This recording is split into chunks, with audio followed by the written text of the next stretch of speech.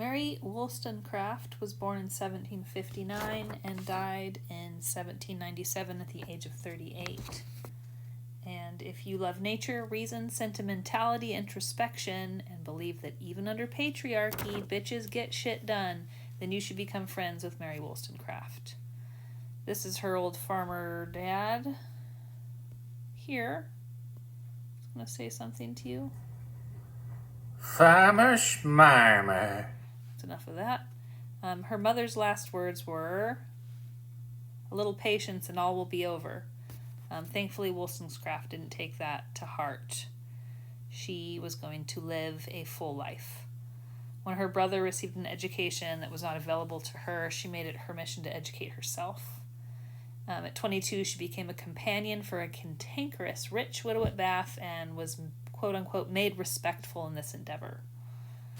She was enlightened by Jean-Jacques Rousseau, who is often misquoted as saying Thomas Jefferson's quote, "I prefer dangerous freedom over peaceful slavery," which is a pretty bold statement coming from a guy who had 600 slaves.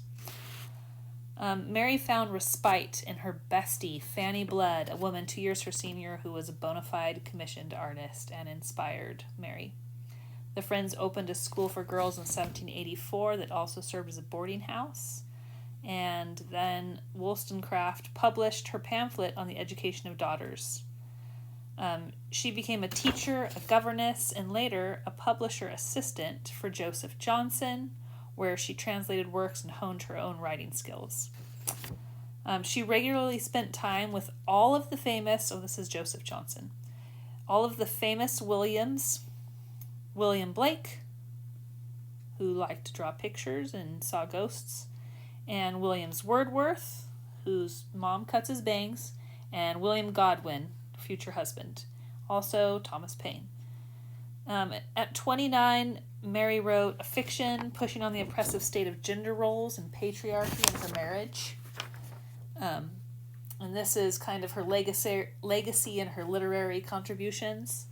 She began to write Maria, or The Wrongs of Man, in 1789, and the characters introduced the idea of intersectionality before that was a word.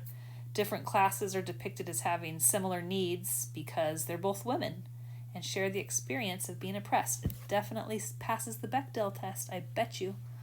The fall of the Bastille was at this time, and the French Revolution, and this is when Mary got infatuated with Fuseli, and he rejected her, and so she moved to France, which was fine because it was time to write The Vindication of the Rights of Men, and by writing that, she got to thinking that a lot of the things that were fought for in the revolution were not actually for women. They weren't for minorities and people of not man existence. So she wrote The Vindication of the Rights of Women.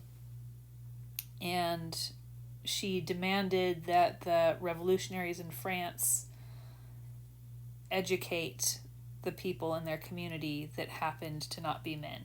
The work comes across as reprimanding to women, but it's in an effort to get her own sex to create their betterment and not wait for men to move the moral compass towards justice.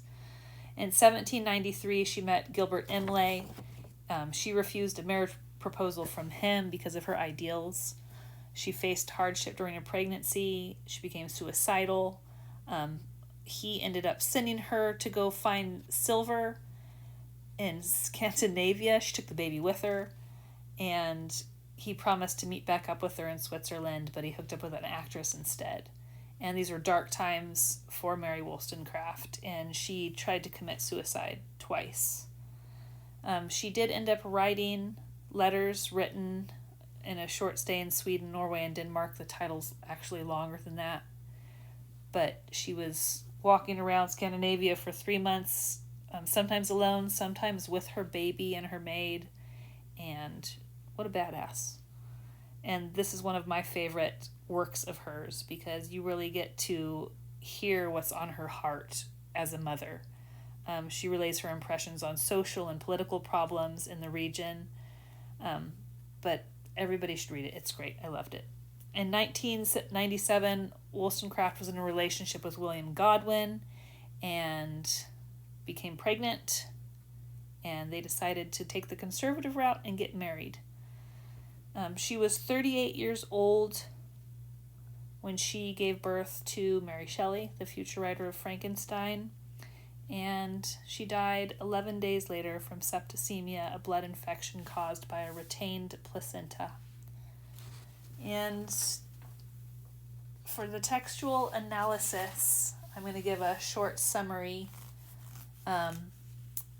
Wollstonecraft on page 5 in The Vindication of the Rights of Women, she says that men who critiqued women for, open quotes, the imitation of manly virtues, or, more accurately, the achieving of the talents and virtues that ennoble the human character, should, I think, join me in wanting women to grow more and more masculine every day.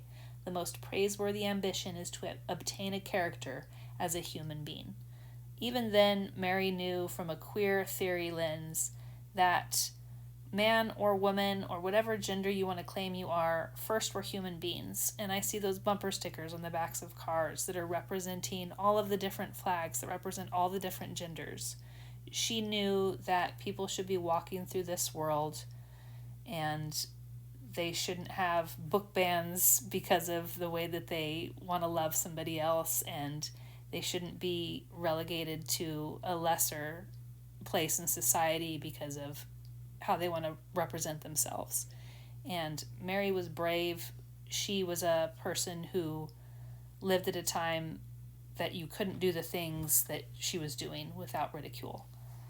So through that lens, she is an advocate for all of the queer community. And we already talked about most important works and major texts. Some of my questions for you, let's see, are an unusual factual question that cannot easily be answered. Who did Mary fall in love with and was rejected by? And in my textual analysis, oh my god,